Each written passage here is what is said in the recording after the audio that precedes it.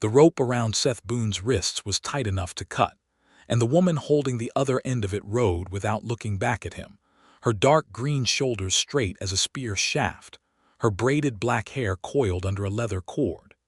He stumbled over a root and caught himself before he went down, because going down meant being dragged, and he had learned that lesson 2 miles back when the roan gelding she rode had not slowed even a fraction.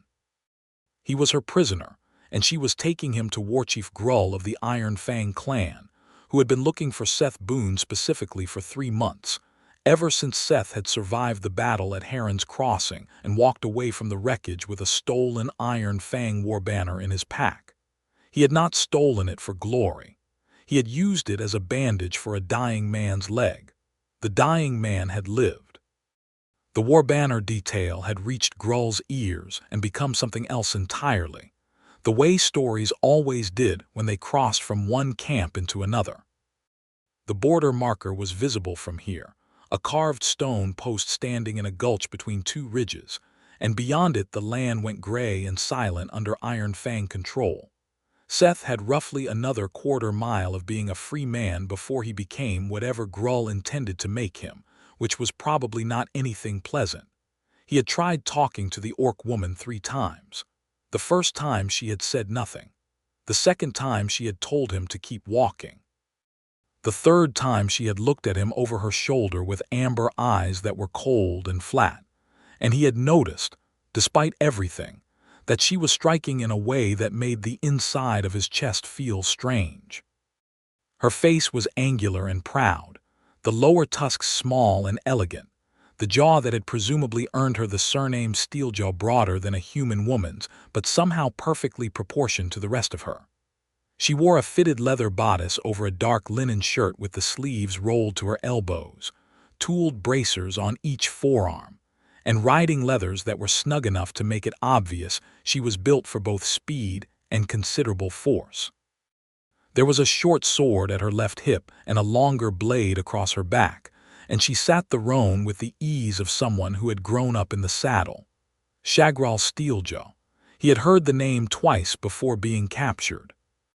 Once from a scout who said she was the Iron Fang's best tracker, and once from an old woman in the border village of Cairns Notch who had said, with both fear and something like respect, that Steeljaw was the only Iron Fang warrior who could find a man in the Greystone Wilds by smell alone. Seth was, against his own judgment, starting to find her deeply compelling, which was an extremely unhelpful thing to be doing given the circumstances.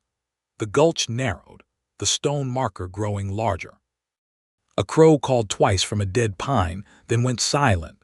The roan's hooves crunched over loose shale. Seth watched the border stone get closer and thought about running, which he dismissed immediately because his wrists were tied and she was on horseback, and thought about begging, which he dismissed because it would do nothing, and finally thought about just saying something honest and seeing what happened. "I know you don't owe me anything," he said, "but Grull's going to kill me for something I didn't do the way he thinks I did it." Shagrol said nothing. "The banner was all that was left of my pack after the crossing. Sergeant Aldrin Moore was bleeding out in 2 feet of water, and I needed something to bind his thigh or he was going to die in that river. I grabbed what was there. I didn't even look at it until he was stable." The horse walked on. The border stone was perhaps 200 yards away now. "I walked away from that war," Seth said. "I didn't walk away because we won or because we lost. I walked away because I was tired of the whole idea of it. I don't have anything that belongs to Grull. I don't want anything that belongs to Grull. I want to grow barley on the 6 acres I've got north of Cairns Notch and live quietly and not be anyone's enemy anymore." Silence, except for hooves on rock. "I'm not asking you to believe me," he said. "I'm just asking you to know what you're handing over when you hand me over." For a long moment nothing changed. Then the roan stopped. Shagrol sat very still. The crow called again from somewhere behind them, a single flat note that dropped into the silence and vanished. She had both hands on the reins. Seth could not see her face. He watched the set of her shoulders and waited. She turned the horse around. It was not a gradual thing, not a hesitation. She wheeled the roan in a sharp half-circle on the shale, so that she was facing back up the slope toward the human side of the border, and she clicked her tongue at the horse and started up the hill at a walk that became a trot within 4 strides, and Seth had to run to keep up with the rope still tied to her saddle. "What are you doing?" he called, breathless. "Walking away from a mistake," she said flatly, and did not elaborate and did not slow down. She did not cut his wrists free until they were a full mile back into human territory, in the shadow of a wind-bent pine that offered some cover from the ridge. She used a short knife that she snapped from her bracers with the efficiency of someone who had done it 1,000 times, and the rope fell away, and he stood there flexing his fingers and staring at her. "Why?" he asked. She looked at him for a moment with those amber eyes, and something crossed her face that was not quite readable. A small tightening around the eyes that might have been doubt or might have been something else entirely. "Grull has been calling it a war crime," she said. "Desecration. He would have executed you in the camp square to make a lesson of it." She slid the knife back into its place in the bracer. "I have delivered 3 men to him on that same charge in the past year. None of them came back." Her jaw tightened. "I learned this morning that 2 of those men had families in the border settlements. A wife. A father who still does not know what happened to his son." Seth said nothing. He waited. "If you took that banner for a bandage," she said, "then Grull's justice is not justice. It is grief hunting for a target." She turned away and put a hand on the roan's neck. "I am not in the business of feeding grief targets to a warchief who lost a battle and needs someone to blame." He looked at her profile, the clean line of her jaw, the pride in the set of her mouth, and said, "You're going to be in serious trouble for this." "Yes," she agreed. "With Grull, with the Iron Fang." "Yes. So what do you do now?" She was quiet for a beat. Then she said, "I have not decided yet," and swung up into the saddle with a fluid grace that made it look effortless. "You should get back to your farm before anyone connects us. I will be gone by nightfall." Seth should have let her go. He knew he should have let her go. Every reasonable part of his mind was saying so. Instead he said, "Where will you go? That is not your concern. You just risked your standing in your clan to not hand me over to a man who would have killed me. I think I'm allowed one follow-up question." She looked down at him from the saddle with an expression that was not quite irritated and not quite amused. "You are persistent. I've been told. Where will you go? The Greystone Wilds, probably. There is a secondary camp near the Anvil Ridge. People who have also made themselves unwelcome in Grull's camp." She paused. "It is not pleasant." "No," he agreed. "Come to Cairns Notch instead." The look she gave him then was extraordinary. Not angry, not dismissive, just genuinely blank with surprise, which he suspected was not an expression she wore often. "I'm an orc warrior who just defected from the Iron Fang clan." "I know. In a human border settlement. Also, yes. They will run me out before I reach the gate." "Maybe," he said. "Or maybe they won't because you'll be with me. I have some standing there, not much but some." He met her eyes. "I know it's not a good offer. But it's an honest one, and you've just earned an honest offer from me." Shagrol looked at him for a long moment. The wind moved through the pine above them and dropped needles across her shoulders. She reached up and brushed one off without looking at it, her gaze still on him, steady and measuring. "Seth Boone," she said, "you are either very brave or very foolish." "Probably both," he said. "Do you know which direction Cairns Notch is from here?" A beat. And then, almost against her will, the corner of her mouth moved. It was barely a smile. It was there and gone in an instant. But he caught it, and it did something warm to the inside of his chest, and he filed it away with the care of a man who does not waste anything. "I know every direction from everywhere in this territory," she said. "I am a tracker." "Right," he said. "Lead the way, then." She led the way. Cairns Notch was a hard little town, the kind that grew up on the edge of things where the ground was too rocky for good farming, and the winters ran too long, and the people who stayed were the ones who had nowhere better to go or nowhere they could bear to leave. It had 24 structures, a mud main street, a tavern called the Bent Nail, a trading post, a healer's cottage, and a garrison house that had not housed an actual garrison since the treaty 3 years back. The people were not cruel exactly. but they were wary in the way that border people always were, with eyes that measured threat before anything else. Seth had lived on his 6 acres north of town for 2 years, coming in for supplies and occasional work, saying little wanting less. He was known as reliable and quiet and decent enough, the way a man becomes known when he has made himself small on purpose for a long time, afraid that if he took up too much space the war would remember he existed and come find him. He came through the gate with Shagrol riding beside him on the roan and felt the change in the air immediately. It was not sound. It was the kind of silence that meant everyone was looking at once. 3 men outside the trading post stopped talking. A woman hanging washing in the yard of the inn turned and stared with flat, open disapproval. A boy of about 12 bolted inside somewhere, presumably to report something to someone. The blacksmith, a heavy-set man named Corden who Seth had helped with his roof after the autumn storms, stood in his doorway with a hammer still in hand and watched without expression. Seth rode through it all without acknowledging any of it, and Shagrol rode with her spine straight and her eyes ahead, and absolutely nothing in her face that could be read as either uncertainty or aggression. She was magnificent in her composure. Seth noticed Corden's gaze tracking her, and noted with some satisfaction that it shifted from wariness toward something more honestly stunned, because she was, by any measure, a remarkable-looking woman and Corden was not a man built for pretending otherwise. They stopped at the livery, and Seth paid for the roan's board without negotiating the price, which he usually did, because he did not want to spend more time standing in the open with people watching than he had to. He took Shagrol to his farm.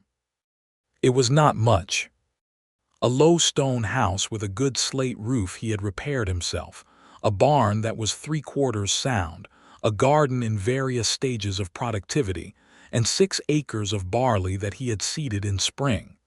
What it was private, and quiet, and his. He showed her the house, which took about 45 seconds because there were only 3 rooms, and then stood in the kitchen looking at her standing in the low doorway with her head just clearing the frame, and thought that this was the most unusual thing that had happened to him since he had left the regiment. "I can give you the main room," he said. "I sleep fine in the back. I do not need the main room. It has the better mattress." "I have slept on ground that would put your better mattress to shame." She was looking around the space with a practical expression, cataloging. "This is a defensible position if you have someone watching the north-facing windows. The ridge behind gives good sightlines. The barn is a vulnerability if someone wanted to fire it. Thank you for the tactical assessment of my home. You should know these things. Grull will send someone when I do not return with you. It will not be immediate. He will assume first that I had difficulty, or that you escaped. But within 3 or 4 days, when his other trackers cannot find either of us, he will understand what I did and he will be angry about it in a very specific direction." Seth set his hat on the table and ran a hand through his hair, which was dark and needed cutting, and looked at her. She was still studying the room. In the low afternoon light coming through the south window, she looked like something painted in a very old kind of style, all deep greens and amber and the warm dark of her hair, and he made himself look at the table instead. "Okay," he said, "so we have maybe 3 days before things become complicated." "Yes. Then we should use them well." He straightened. "There's water in the well and I can make a meal. Tonight you tell me what you know about Grull's movements and I'll tell you what I know about the terrain, and tomorrow we figure out what makes sense." She looked at him then, directly, with those amber eyes that caught the light in a way that made them look almost golden. "You are very calm about this." "I'm not calm," he said honestly. "I'm used to looking calm when I'm not. I was a soldier for 8 years. It becomes habit." Something shifted in her expression. Not softened exactly, but adjusted. She said, 8 years, which regiment?" 3rd Greywall, Border Infantry." He pulled a chair out from the table and sat in it backwards, arms folded over the back. "You." "I was not in a regiment. I was born Iron Fang. I tracked for the clan from the time I was old enough to learn it from my father." She paused. "He died at Heron's Crossing." The quiet after that was careful and full. "I'm sorry," Seth said, and meant it. "He was a warrior," she said. "He would not have wanted me to grieve the way I have, but I have not managed to stop." "Grief does what it wants," Seth said. "The only thing you can do is just keep working." She looked at him for another long beat, and he had the strange sensation of being seen more clearly than he was used to. He was an ordinary-looking man, he knew that. Medium build, brown hair, gray eyes, a jaw that was decent but not distinguished, hands that were roughened from farming and before that from soldiering. Nothing that called attention, nothing that invited looking. He had spent 2 years here specifically because no one looked too hard. She was looking hard, and he was not sure how he felt about it except that he did not want her to stop. "You should eat," he said, because it was the practical thing, and went to make a meal.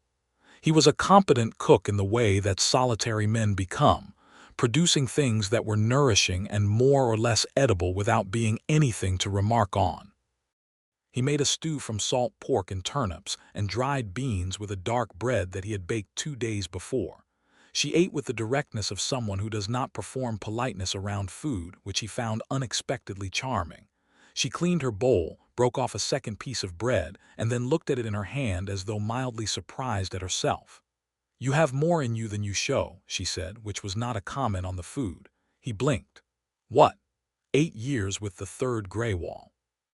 That regiment fought at Corvetch Pass, at Dunmere, at Heron's Crossing. 3 of the worst engagements in the border wars. You are alive. Most of them are not. She set the bread down and met his eyes. "And yet here you are, farming barley and making stew and talking very gently to a woman who had you on a rope 2 hours ago. You are either very soft or you have decided to be very deliberate about what you let yourself become." He looked at his own bowl. "The second one," he said. "I decided, after Heron's Crossing. I sat in the river for about an hour after it was over, holding Aldrin Moore's leg together with a strip of war banner, and I thought, if I get out of this, I am going to grow things instead of burning them. I am going to build things instead of breaking them. I am going to find a quiet place and make it mine and not ask for anything more." "Is that enough?" she asked. "Just quiet." The question landed somewhere he had not expected. He was quiet for a moment. "I thought it would be," he said finally. "I've been here 2 years and I'm not sure anymore." Shagrol looked at him with an expression that was careful and knowing and several other things at once, and then she looked away at the dark window and said, "I thought that too, after my father died. I thought I would just track, just work, just be useful, and the emptiness would fill up with usefulness over time." She paused. "It has not."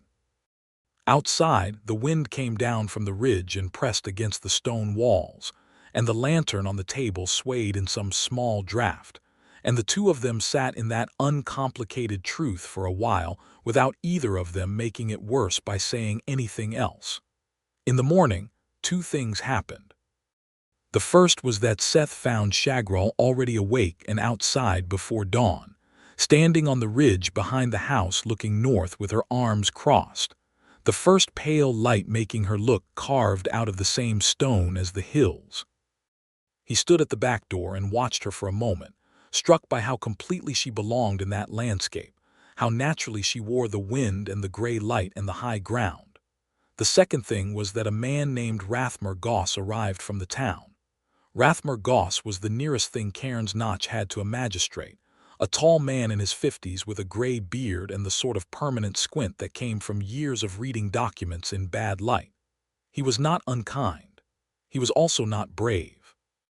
He came on a gray horse, and he brought 2 men with him, which was enough to feel official but not enough to feel like a threat, and he stopped outside the gate of Seth's farm and called out.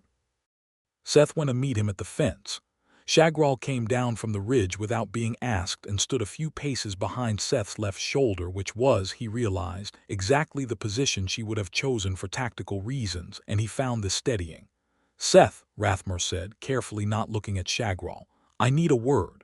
"You're having one," Seth said pleasantly. Rathmer finally let his eyes slide to Shagrol and then back to Seth. "There's concern in town about your guest." "My guest is named Shagrol Steeljaw," Seth said. "She is under my hospitality. She's done nothing to harm anyone in Cairns Notch. She's Iron Fang, one of the two men behind Rathmore said, a younger man with the sunburned look of a farmer. His name was Aldous Pell, and he had never been anything but politely neutral toward Seth before, which made the edge in his voice now feel like a specific piece of news about how fear worked in people. She was Iron Fang, Seth said. She's left that behind. She's a traveler seeking shelter, same as any person. She's an orc, Aldous said. I can see that, Seth said, since I have eyes. The treaty says no active Iron Fang warriors within 5 miles of a border settlement, Rathmore said, choosing the legal frame because it was more comfortable than the honest one. If she's still Iron Fang, she's not, Seth said. She rode away from her warchief to do the right thing, and she needs a place to be for a while. I'm offering her my farm, that's my right. He looked at Rathmore steadily. Unless there's something in the settler's code that says I can't offer hospitality on my own land to someone who has offered me no harm. Rathmore chewed the inside of his cheek. He looked at Shagrol again, and this time Shagrol looked back at him, calm and direct and without flinching. It was not a challenge, it was just honesty. He looked away first. If there's trouble, Rathmore said, it comes back to you. I know, Seth said. I'll take that. Rathmore turned his horse and went back toward town, and Aldous Pell went with him looking sullen, and the third man, who had said nothing throughout, gave Shagrol a single long look as he turned to follow, which was not hostile, just curious, and then he was gone too. Shagrol came to stand beside Seth at the fence, and they watched the 3 riders dwindle toward Cairns Notch. You staked your standing for me, she said. Seems like the thing to do. You have a habit of doing things that seem like the thing to do, she said, without much apparent consideration of the cost to yourself. I consider it, he said. I just usually decide it's worth it. She turned her head to look at him sidelong, and he was close enough to her now to catch the faint warmth of her, the clean mineral scent of the ridge on her skin, and he was absolutely not going to say anything about it. Grull used to call me Steeljaw because he said I never showed pain, she said. Not because I did not feel it, because I would not give him the satisfaction of seeing it. That sounds exhausting, Seth said. It was, she agreed. It is. She turned back to the ridge. You are the first person I have said that to. Seth let that land quietly and did not make it into more than it was, which he suspected was the correct response, because she did not look like she wanted him to make it into something. She looked like she wanted it to have been said and then left to stand on its own. Come on, he said. I want to show you the north field before the light gets high. I want your read on it. You want a tracker to look at your barley field. I want someone with good eyes and good judgment to tell me if that soil collapse on the north edge is going to spread or hold. The drainage there has been worrying me, and I can't get a straight answer out of anyone in town, because none of them want to walk that far. She looked at him for a beat, and then she made a small sound that was not quite a laugh but was in the same family. You are very strange, she said. Probably, he agreed. Come look at my field.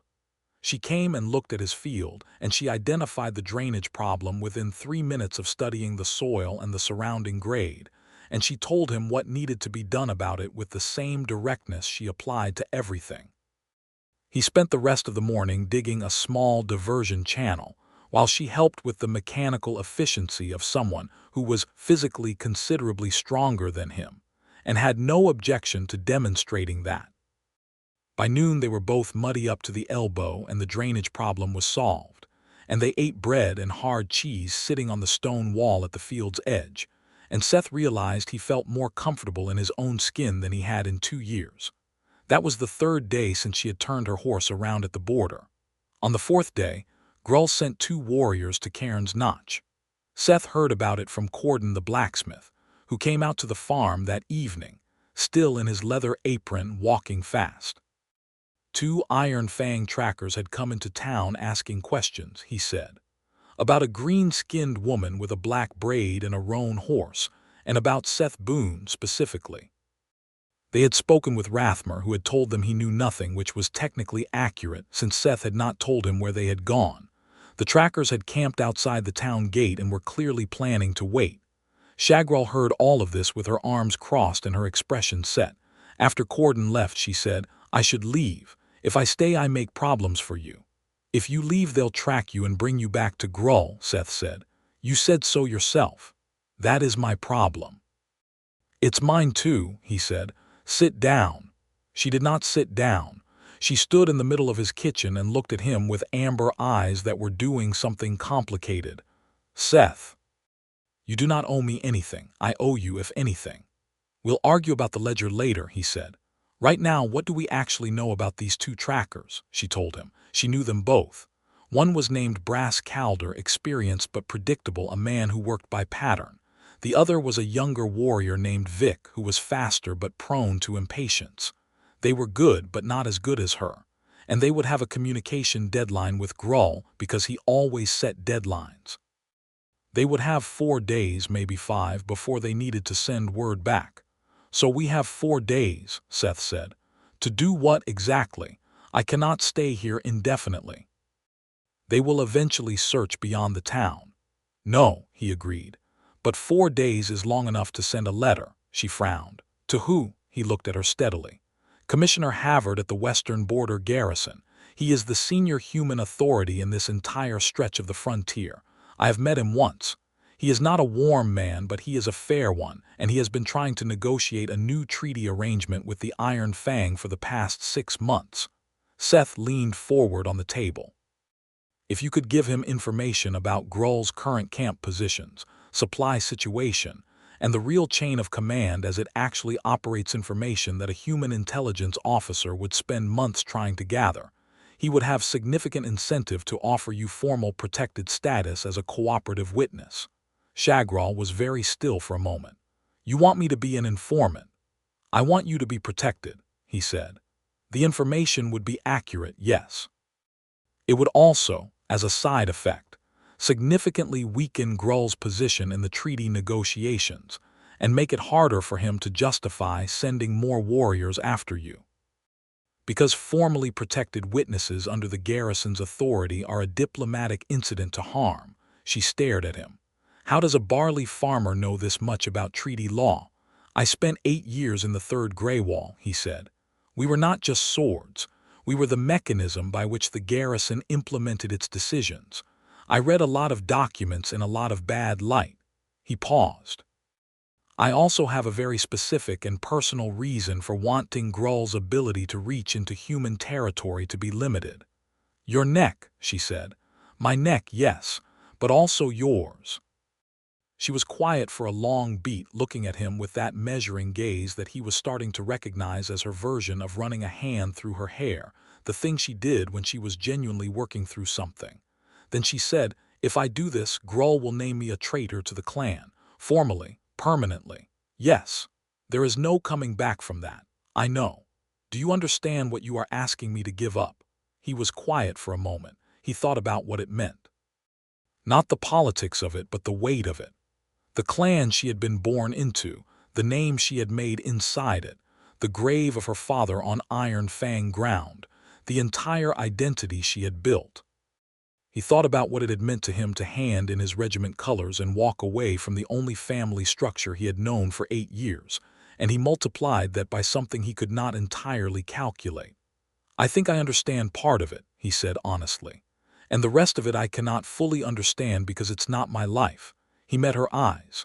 "I'm not telling you to do it. I'm telling you it's an option. I think it might be the option that keeps you alive and free, but you make the call." She held his gaze for a long time in the lantern light, the kitchen very quiet around them, and then she nodded once, a single decisive dip of her chin. "Write the letter," she said. "I will tell you what to include." He wrote the letter. She dictated precise, extraordinary detail, coordinates and supply caches and chain of command structures and communication patterns, the kind of intelligence that a garrison officer would recognize immediately as the work of someone who had been inside the operation for years. Seth transcribed it carefully in his neat soldier's hand and sealed it with wax and sent it with a rider to the garrison before the sun was fully up, paying the man 3 silver coins and his best promises. Then they waited.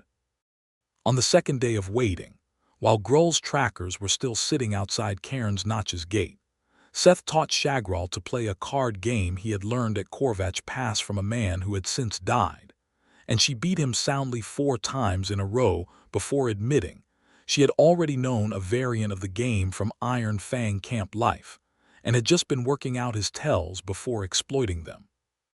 He laughed at that, a genuine surprised laugh that felt unfamiliar in his own chest, and she looked at him with the warmth fully visible in her face for a moment before she put it away again. On the third day, she asked him why he lived alone, not why he had chosen quiet, which he had explained. Why alone?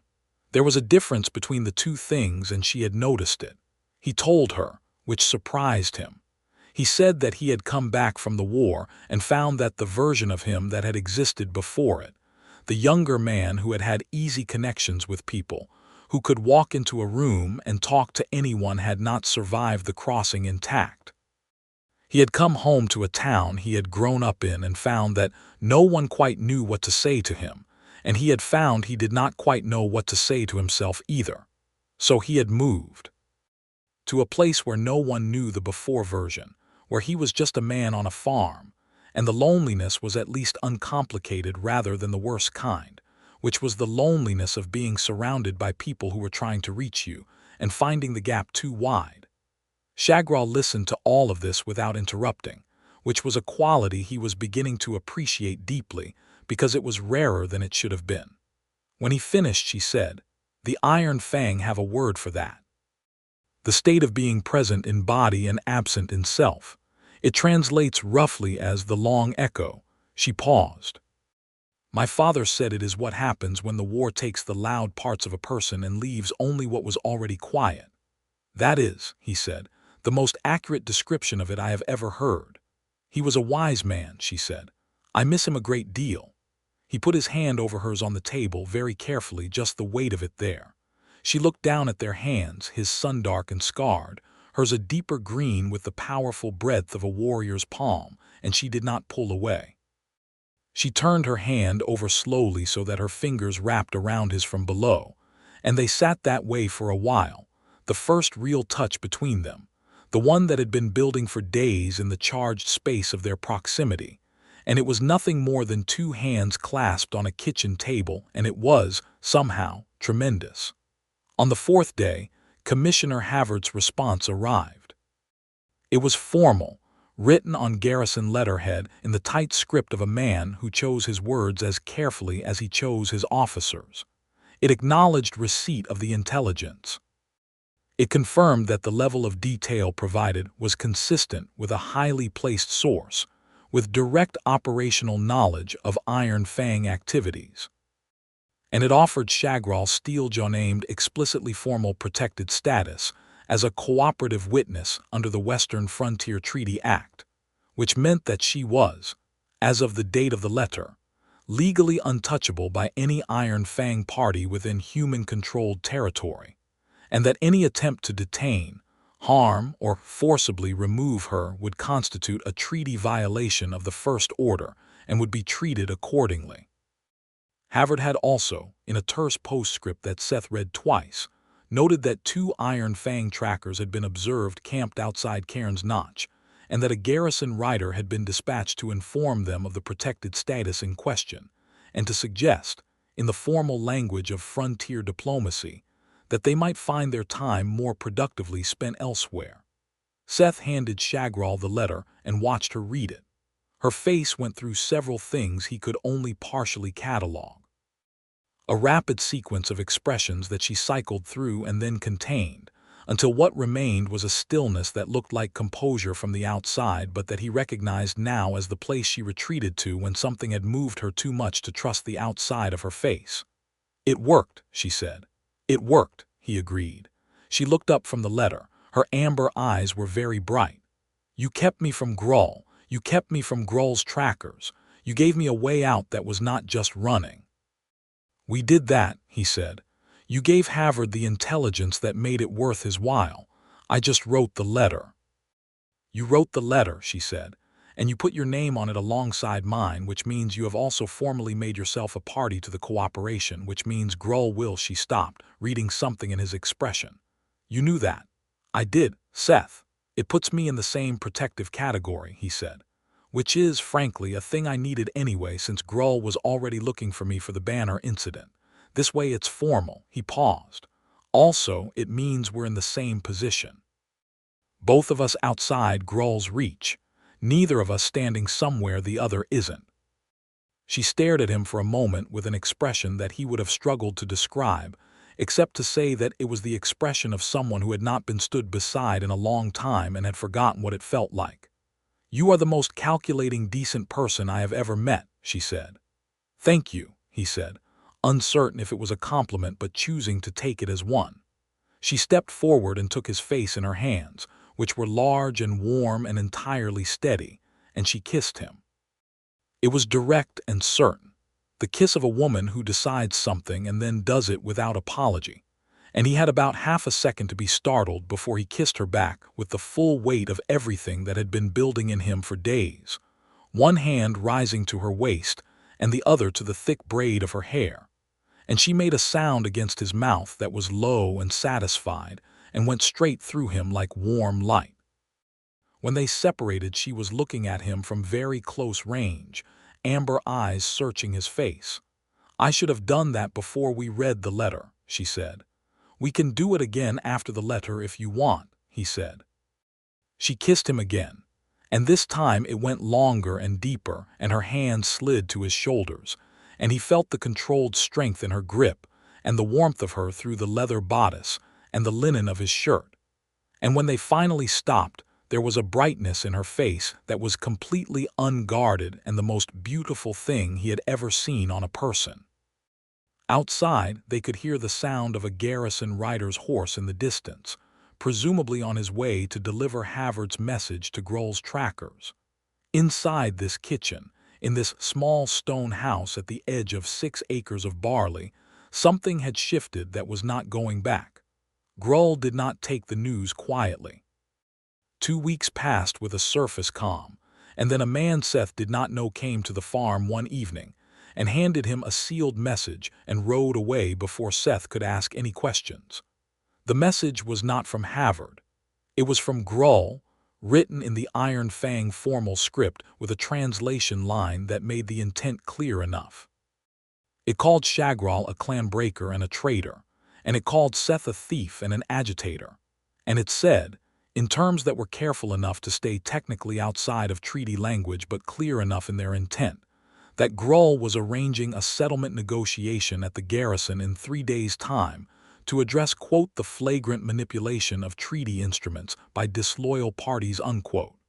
Seth showed it to Shagrol. She read it, and her jaw went tight in the way it did when she was genuinely angry but not yet ready to let it out. "He is going to use the negotiation as a platform," she said.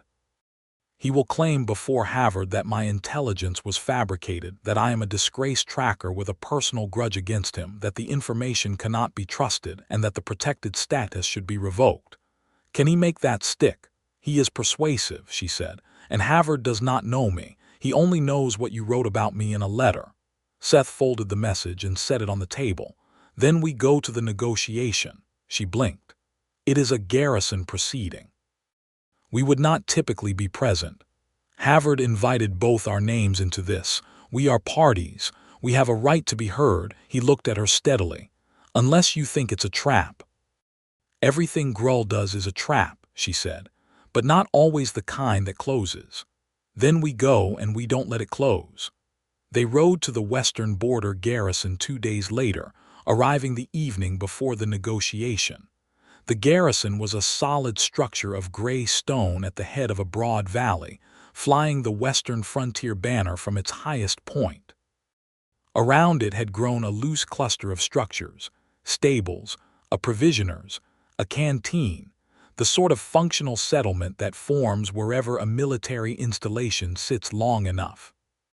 It was larger than Cairns Notch, and the people in it were a specific kind of hard-eyed professional who sized both of them up with a single pass of the gaze and went back to what they were doing without commentary. Havard met them in a small room off the garrison's main hall. He was as Seth had remembered him, a lean man in his late 50s with a face like weathered leather and eyes that missed nothing. He looked at Shagrol for a long moment when Seth introduced her, and then he said, "You wrote the position of 3 supply caches I have been looking for since last winter. If you are a fabricator, you are an exceptionally well-informed one." "I am not a fabricator," Shagrol said. "Grull says otherwise." Grull would say his own mother was a liar if it served his current objective. She met Havard's eyes without blinking. "Bring me a map and I will identify every major camp, every patrol route, every communication post within the Iron Fang territory as it currently stands. Not as it stood 6 months ago, as it stands today. And then you can make your judgment about whether my information is fabricated." They brought a map. She spent 20 minutes on it, and when she finished, Havard looked at what she had marked, and then at the intelligence his own scouts had gathered over the past year and went quiet for a moment. "If even half of this is accurate," he said, "the treaty negotiation next season will go very differently than Grull is hoping." "It is all accurate," she said. "I have no reason to lie to you. Grull cannot give me back what I have already given up to stand here." Havard looked at Seth. "And you trust her?" "I trusted her before she had any reason to earn it," Seth said. "She's earned it since." The commissioner made a sound that was not quite anything, and then he said, "The proceeding is at 9 in the morning. I suggest you sleep." They were given adjacent rooms in the garrison's small guest quarters. Seth lay on a cot that was harder than his own bed at home and stared at the ceiling for a while, listening to the garrison sounds. A guard rotation outside, a horse shifting in the stable block-end thinking about tomorrow and about Shagrol in the next room, and about the particular peace and terror of caring about something again after you have spent time being very careful not to. He was almost asleep when he heard his door open. Shagrol came in without announcing herself, which was consistent with her character, and stood at the edge of the room in the dim light from under the door. She was in her linen shirt, the leather bodice removed for the night, her braid loose over one shoulder, and she looked both extremely formidable and, in some quality he could not name, uncertain in a way she very rarely was. "I do not sleep well before confrontation," she said. "Neither do I," he said. He sat up and moved over on the narrow cot. "Come sit." She sat beside him, the cot creaking under their combined weight, and for a moment they were just both there in the dark, shoulders just touching. Then she said, very quietly, "I am afraid that tomorrow Grull will say what he intends to say and Havard will believe it and I will end up with nothing. No clan, no protection. Nothing I built in 10 years. That won't happen," Seth said. "You cannot promise that." "No," he admitted. "But I can promise that whatever Havard decides, you are not without anything. You are not without," he stopped himself because the sentence was going to say me, and he was not sure if that was the right thing to say yet. But she turned to look at him in the dark, and whatever she saw in his face in the near-nothing light made her expression shift into something that was open and unguarded and very beautiful. "Say it," she said softly. "A request, not a command." "You are not without me," he said. She looked at him for a moment, and then she leaned forward and pressed her forehead against his, her large, warm hand coming up to the side of his face, and he turned his head slightly, and she turned hers, and the kiss that followed was slow and deep and nothing like urgency, just two people in the dark being honest with each other. They stayed like that, close and warm and not sleeping, talking quietly about small things, the barley field, a hawk she had watched circling the ridge, a card trick he only half remembered, until the garrison sounds quieted and eventually the particular quality of silence that comes just before dawn. The negotiation the following morning was held in the garrison's council chamber, a stone-floored room with long windows overlooking the valley.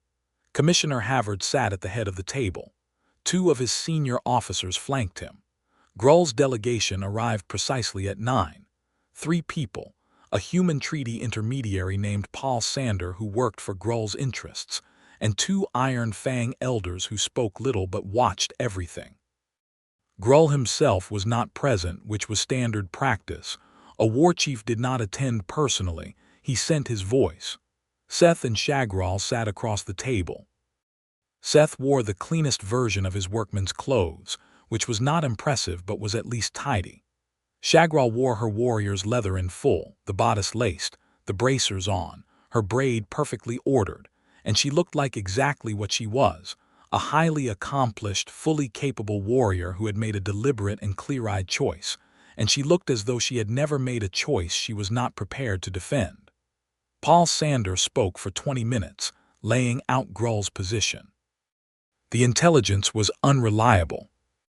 Shagrol had personal grievances against the warchief stemming from disciplinary actions against her following her father's death, during which she had behaved in an insubordinate and volatile manner. She was embittered. The human Seth Boone had manipulated and possibly coerced her into this false cooperation. The protected status had been obtained under false pretenses and should be revoked. Havard listened to all of it with his weathered face giving nothing away. Then he looked at Shagrol. "You may respond." Shagrol spoke with the precision and economy of someone who has thought deeply about what she is going to say, and has no interest in saying more than is necessary. She addressed each point in order. She described the intelligence in detail, offering specifics she had not yet included in writing because she had been saving them, current details that Grull's people would not be able to deny or explain away. She named dates, coordinates, and decisions that no outsider could have fabricated because they had occurred in closed Iron Fang sessions. She said, "I did not come here because I was manipulated or coerced. I came here because a man whose only crime was binding a wound with cloth he found in a river was about to be executed to satisfy a warchief's need to seem decisive after a defeat that was not caused by that man." She paused. "If that is what Grull calls justice, then his justice has nothing I want to carry anymore." The council chamber was very quiet. Paul Sander started to say something. Then everything in the room changed. The door at the far end of the chamber opened, and 2 things came through it at once. A garrison guard who was not walking voluntarily, and behind him, a very large orc in full war iron who was not supposed to be here, and whose face Seth recognized from every description he had ever received. Grull himself. The warchief was enormous, gray-green and scarred, with the ceremonial war paint of the Iron Fang streaked across his jaw, and he had a short curved blade against the guard's throat. He had apparently decided that the diplomatic approach was not going to produce the result he wanted, and had come to produce it himself. Grull's 2 elders were on their feet immediately, and Paul Sander went white, and Havard stood with the controlled steadiness of a man who has been in dangerous rooms before. "Put the blade down," Havard said. "No," Grull said in the flat, accented common tongue of the frontier. "My terms are simple. The orc woman comes with me. The treaty cooperation ends. The intelligence is declared invalid and destroyed." He tightened his grip on the guard's collar. "These terms are not negotiable. The man's life is the cost of the alternative." Seth was out of his chair before he fully decided to move, not toward Grull. That would have been suicidal and pointless. He stepped sideways and put himself between Grull's line of sight to Shagrol, and he said in a clear and steady voice, "You can have me instead." The room went absolutely still. Grull looked at him with the kind of contempt that warlords develop for everything smaller than them and said, "You are worth nothing to me." "I am worth exactly what you've been hunting for 3 months, Seth said. "I am the man who walked out of Heron's Crossing with your war banner.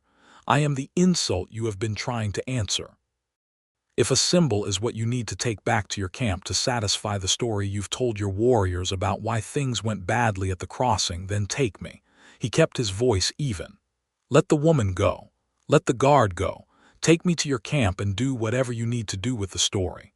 She's worth more than I am in any world you want to look at, and if you have any tactical intelligence left, you know it." Grull stared at him. Something moved in the warchief's expression, not respect, but a kind of recalculation. Then Shagrol stepped up beside Seth, not behind him, beside him. And she said in the Iron Fang language, in the formal register used for binding declarations, the words that Seth would later have her translate for him and would never entirely recover from. "You do not take him. You take me or you take nothing. He is claimed. He is under my protection. Any blade that reaches him reaches me first." This was not a tactical statement. In Iron Fang culture, and Grull knew it, this was a formal claiming declaration, the verbal equivalent of standing in front of a war council and saying, "This person is mine to guard with my life." It was the kind of statement that could not be walked back and that carried, even against a warchief's authority, a specific cultural weight that Grull's own warriors recognized. The two elders exchanged a look. Grull's jaw tightened. He looked at Seth. He looked at Shagrol. He looked at the elders, who had taken a half-step back from him in the body language of men who were going to be very careful about what they were formally party to.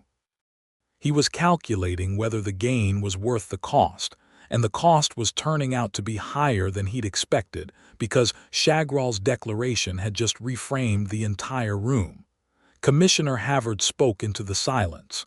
"Warchief Grull, you have entered a formal treaty proceeding with a weapon and a hostage.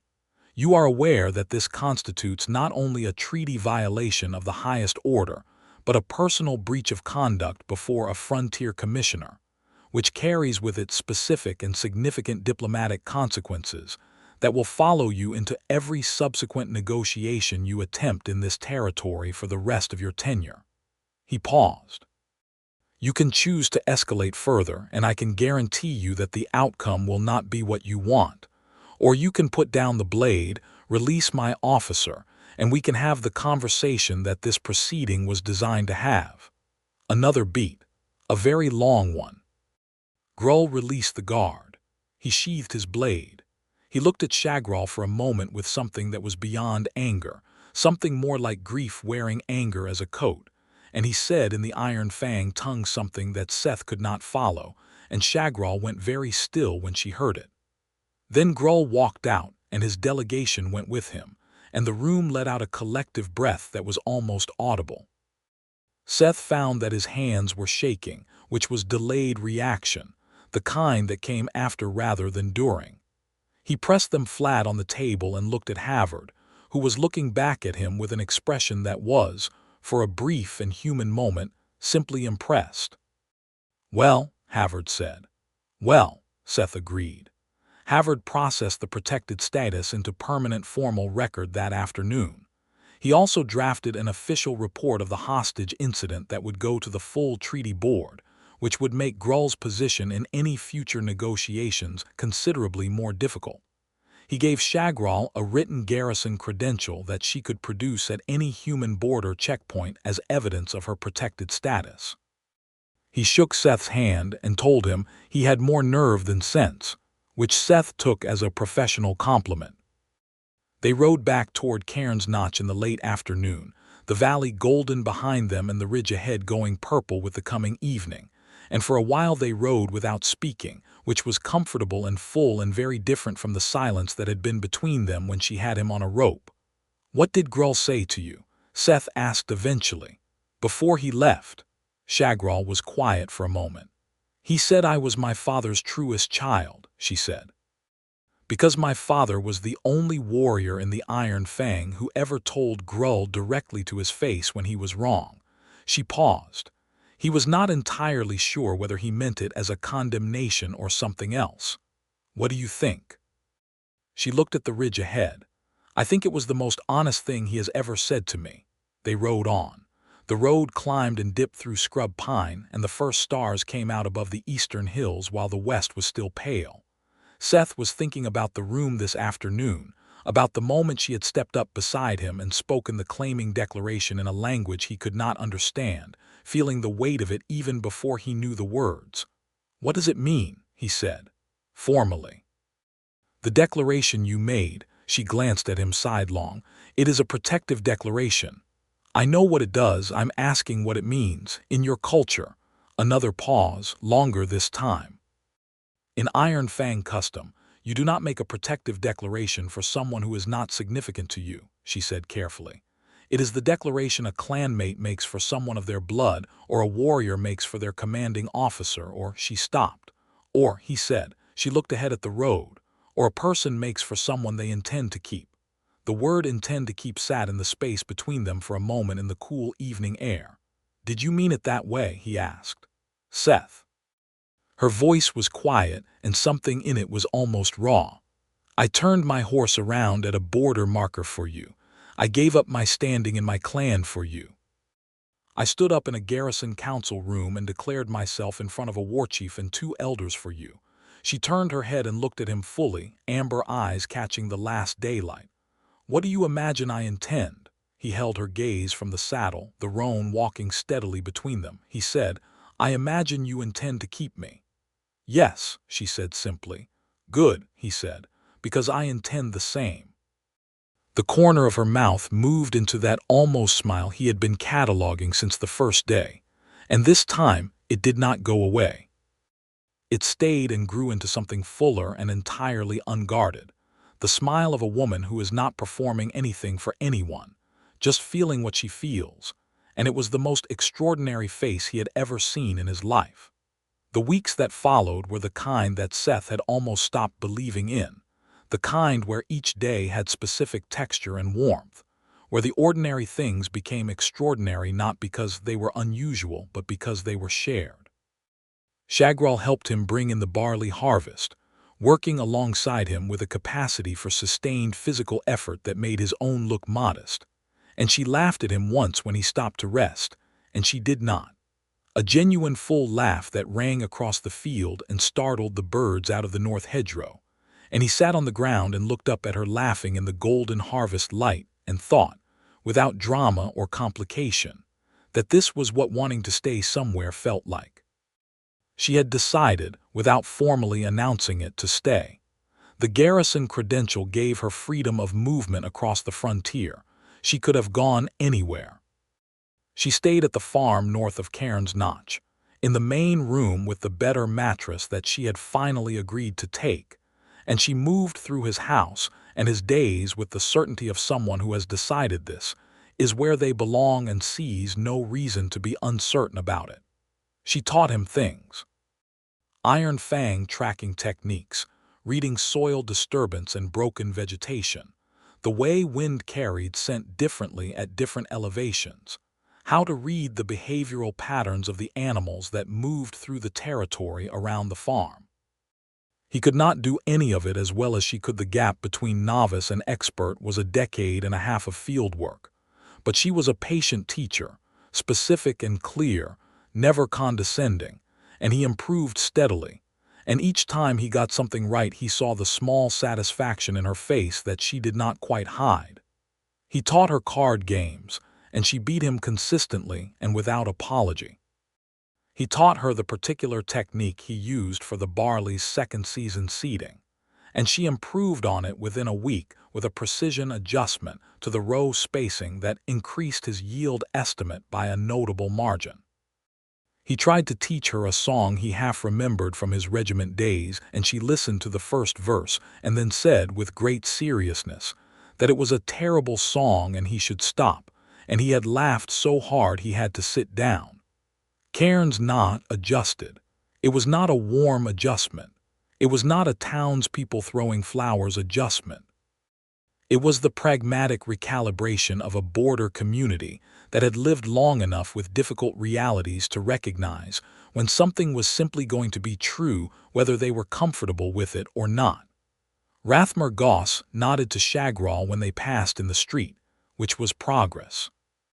Cordon the blacksmith, after about 3 weeks, stopped pretending not to stare and simply stared openly whenever she walked by, which she ignored with magnificent composure. The woman who had disapproved from her washing line eventually sold Shagrol a pair of good wool-lined riding gloves from the market stall she ran on Thursdays, and money changed hands without incident, and the woman said the gloves would last 20 winters if treated properly, and Shagrol said she would hold her to that. And that was, in its small way, a kind of peace. Aldous Pell remained sullen for about 2 months, and then helped Seth pull a section of his fence line out of the mud one wet November morning without anyone asking him to, and did not exactly look at Shagrol, who was doing the same work 20 feet away, but also did not make any comment, which Seth read as a man deciding that the energy required to maintain the grudge was not returning sufficient value. The thing that changed Cairns notch most substantially was not time or familiarity, but the night in late autumn when 3 men came from outside the territory looking for trouble, not specifically with Shagrol, but of the sort that finds whatever is available. They were the remnants of a dissolved border company, the kind of irregular unit that forms during wartime and dissolves badly, and they had been drinking at the Bent Nail for most of an afternoon when they decided to ride to Seth's farm and express their opinions about the company he kept.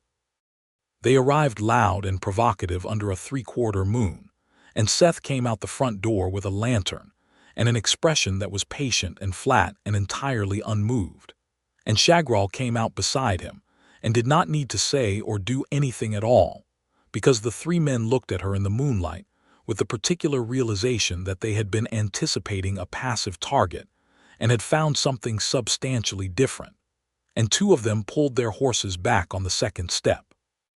The third, who was drunker than the others, pushed forward and Shagrol stepped off the porch, and Seth started to move too, but she caught his arm and said quietly, "I have this," and walked to the man's horse with the absolute unhurried certainty of someone who has no concern about how this ends, and she said something to him in a voice too low for Seth to hear from the doorway, and then she stepped back, and the man looked at her for a very long moment and then turned his horse and left.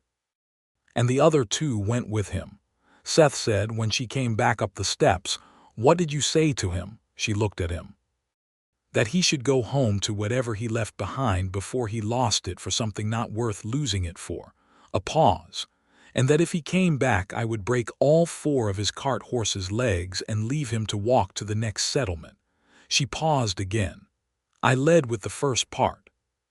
He looked at her for a moment and then pulled her inside by the hand and pressed his mouth to her temple, and she turned into it and put her arms around him, and they stood in the doorway of his small stone house, her holding him with the easy power of her and him with his face in her hair, and outside the night was cold and still and very clear. The altercation, or what the town knew of it, completed Cairns Notch's adjustment. 3 men had come looking for trouble and had gone home without it, and the implicit understanding was that they had not gone home without it because they had experienced a change of heart. The town's opinion of Shagrol Steeljaw did not become warmth exactly, but it became the specific respect that border people give to someone who can maintain peace more effectively than they could themselves. Winter came with the particular weight that it carried in the high border country, and the farm became quieter and more contained. There was a rhythm to the days that settled over them like something earned. Fire in the morning, work that could be done indoors, mending, records, planning the spring planting, work on the barn's weak wall. Long evenings with the wind pressing at the shutters and the lantern steady on the table. She read the books he had, which were few but well worn, and he read the iron-fanged texts she had carried in her saddlebag, which he was slowly working through with her translating the difficult passages. She slept in the main room and he in the back, and that arrangement lasted until the first hard snow of December when the temperatures dropped severely enough that keeping 2 fires burning was a practical problem, and she said, with the directness that was fundamental to her character, that there was no sensible reason to maintain the arrangement when the alternative was warmer and more efficient. She was entirely right, and he agreed, and that night he lay in the dark with her settled against his side and her hair loose across the pillow, and the particular extraordinary fact of not being alone in a way that was not just the absence of aloneness but the presence of something else entirely, something that had weight and warmth and was irrevocably specific to the person next to him. "Shagrol," he said in the dark. "Yes," she said, already half asleep. "I am very glad you turned around." A pause. Then she made the small sound that meant something to her was simple and true, and she shifted closer, and he felt her settle, And outside the snow came down in a way that was clean and complete and indifferent to everything, covering the barley field and the mended fence and the stone house and the ridge behind it all in the same white equality. The winter passed. It passed in the way of good winters, with enough difficulty to respect it and enough warmth to survive it well. Shagrol proved to have strong opinions about how the barn's structural issues should be addressed, stronger than Seth's and considerably better informed, and she oversaw the repair project with the organizational clarity of someone who had run logistical operations for a war band, which she had, and the barn emerged in February sturdier than it had been since Seth had bought the property. A letter came from Commissioner Havard in January, brief and formal, informing them that the Treaty Board had issued a formal censure to Grull for the hostage incident in the council chamber, that Grull's negotiating position for the following season's treaty discussions had been materially weakened as a result, and that the protected status issued to Shagrol Steeljaw and Seth Boone remained fully in effect. He also noted, in a postscript that was entirely in keeping with the man's precise character, that the intelligence Shagrol had provided had proved accurate in every verifiable particular, and that the garrison was grateful. Shagrol read this letter 3 times. Seth watched her do it, and he saw the moment on the third reading when something released in her, some last-held tension between her shoulder blades that she had been carrying since the day she turned the horse around, and he got up from the table and came to stand behind her and put his hands on her shoulders, and she leaned back into him. "It is done," she said. "It is done," he agreed. "Grull cannot reach me here, cannot reach either of us here. No." She reached up and put her hand over his on her shoulder, large and warm and steady. "I find," she said quietly, "that I am not sorry for any of it, not even the parts that cost me." "Good," he said. "I'm not either." She turned in her chair and looked up at him, and there was something in her face in that moment that was entirely open and undefended, the amber of her eyes warm in the winter light from the south window, and she said, "When I was tracking you, 3 weeks before I caught you, I had found your camp near the old stone wall north of the crossing, and you had left a fire recently, still warm, and there was a piece of cloth near it, a square of grain sack you had been using as a bandage covering for a cut on your hand. It had been folded neatly when you left it, not discarded, folded." She paused. "I thought about that. A man alone in the Greystone wilds with everything Grull's search parties had made of the territory, and he folded his old bandages when he finished with them." Seth looked at her. "That's what made you turn the horse around." "That is what made me begin to wonder," she said. "You, speaking honestly, finished the job." He dropped to a crouch in front of her so they were eye to eye, elbows on the arms of her chair, and said, "I fold bandages because the regiment drilled it into us as a field hygiene practice, and I have never been able to break the habit." "I know," she said, amused now. "You are a very neat person under the farm dirt. And you are possibly the most remarkable person I have ever met." The amusement softened into something deeper. She said, "I have been called many things, by Grull and by his warriors and by my father and by the people of this territory on both sides of the border. No one has called me remarkable in the way you mean it, as though it is simply a fact about me that you have observed." "It is simply a fact about you," he said. "I have observed it." She touched the side of his face with her thumb, a slow, deliberate gesture, and he turned his head into it. He said, "I want you to stay. I am staying. I mean, I want you to stay here, on this farm, with me. Not because you have nowhere else to go, because you could go anywhere. I want you to stay because you want to, because this is yours as much as it is mine." She was very quiet for a moment. The winter light lay across the kitchen floor in long pale slats. Outside, a blackbird called twice from the pine on the ridge. "Ask me properly," she said. Her voice was soft. He took her hands in both of his and he said, "Shagrol Steeljaw, I am asking you to make a life with me. Here, on this patch of rocky land with its drainage problems and its drafty barn, in the company of a town that is not entirely sure what to make of either of us and probably never will be. I am not offering you anything grand. I am offering you everything I have, which is this place and my word and my considerable willingness to be outwitted at cards for however long you are willing to play." She looked at him with full amber eyes, and then she leaned forward and pressed her forehead against his, the same gesture as the garrison night but warmer now, unhurried, without the threat of mourning hanging over it. She said in the Iron Fang language first, the formal phrasing of the claiming declaration she had made in the council room but extended, the full version, and then she said it in the common tongue so he could hear it whole. "I choose you, Seth Boone. I claim you for my own, and I hold you as held, and I stay." He kissed her, and she kissed him back with the warmth of a winter fire in a stone house, steady and complete. Spring came with the smell of turned earth and the sound of the creek running high with snowmelt, and Seth was out seeding the north field on the morning that he came back to the house and found Shagrol standing on the ridge. This had become one of her routines. Mornings on the ridge looking over the territory with that tracking gaze of hers that could not be fully turned off, which he had stopped trying to cure her of because it was part of her the same way his field work habits were part of him. But today she was not looking at the territory. She was looking toward Cairns Notch, and she was holding something in her hand. He climbed up to her and she turned and held it out to him. It was a letter with the Iron Fang seal. He looked at her before he opened it, and she gave him a nod that said she already knew what it was. The letter was not from Grull. It was from one of the elders who had been in the garrison council room, the same two who had stepped back from Grull in the crucial moment. The elder's name was Vara, and her letter was terse, and carried the specific weight of someone who has thought for a long time about whether to write at all.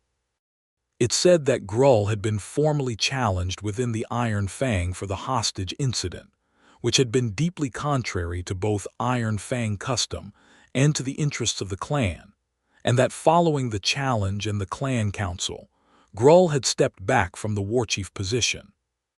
The new warchief, a younger woman named Dren, had no personal interest in pursing historical grievances, and had informed the clan council that Shagrol Steeljaw's separation from the clan was a matter that the previous leadership had handled with excessive rigidity. It did not say what it meant by that in formal terms, but Vara added, in a final line that was unmistakably personal, "Your father would have been pleased with what you did in that room."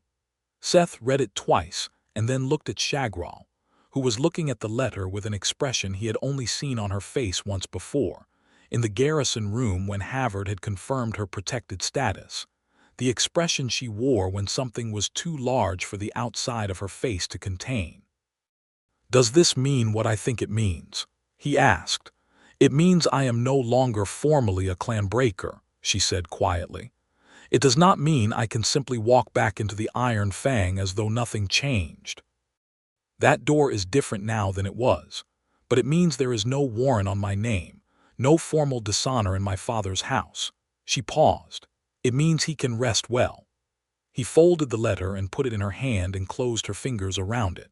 She looked at him, and her eyes were very bright, and she did not bother trying to hide it from him because by now she had stopped hiding things from him as a general rule, and he had accepted the trust of that with the full seriousness it deserved. "Whatever you need to do with this," he said, "I am with you." "I know," she said. "That is the thing, Seth, I know." Her voice was rough and steady at the same time. "I have spent 10 years not knowing. Not knowing if the ground I was standing on was solid. Not knowing if the people I was working beside would stand with me if it mattered. Not knowing if there was anyone." She stopped, started again. "I know now. You are the thing I know." He gathered her into him, and she pressed her face against the side of his neck, and he felt her take one long, slow breath that released something she had been holding for a very long time, and he held on with both arms and did not let go. They stood on the ridge above the farm with the spring valley spreading below them, the barley field showing its first green, the stone house solid and low, the repaired barn, the mended fence, the garden beginning its season, and the road toward Cairns Notch curving away through the scrub pine. And it was not a grand place or a storied one, but it was entirely, unmistakably theirs. In the evening, when the work was done and the supper cleared and the lantern lit, they stood in the doorway of the house together, looking out over the farm in the last of the light. The ridge was dark against the violet sky. The first stars were coming out above the eastern hills. The creek made its steady sound from below the north field. There was no emergency, no approaching threat, no letter requiring action, no negotiation to prepare for. There was just the evening and the farm and the two of them. Shagrol said, without looking at him, "I used to wonder what it would take to make this land feel like home to me. I do not wonder any more." Seth looked at her profile, the strong jaw and the small, elegant tusks and the amber of her eye catching the last light, and he said, "Me neither." She turned to look at him, and he was already looking at her, and there was everything between them. Every mile of the road from the border and the rope and the roan horse turning around, the river mud of the field and the garrison stone and the winter and the spring now breaking open around them, all of it present and accounted for, nothing lost. He took her hand, and she laced her fingers through his, and she turned to face him fully in the doorway of the house, and he said, "I love you, Shagrol Steeljaw." Her eyes were bright. She said with the full weight of her voice and the full truth of her face, "I love you, Seth Boone. I chose you, I claim you, and I am staying." He pulled her to him by their joined hands and kissed her in the threshold of the house, her free hand rising to his jaw, his to her waist, the kiss long and full and warm, the kind that carries everything forward and leaves nothing unspoken. Above them the stars came fully out. Below them the farm lay quiet and green in the spring dark. Inside the stone house the lantern burned steadily, and the door stood open behind them, and the threshold between inside and out was where they stood together, exactly between the life he had tried to make alone and the life they were making now, and neither of them were going back.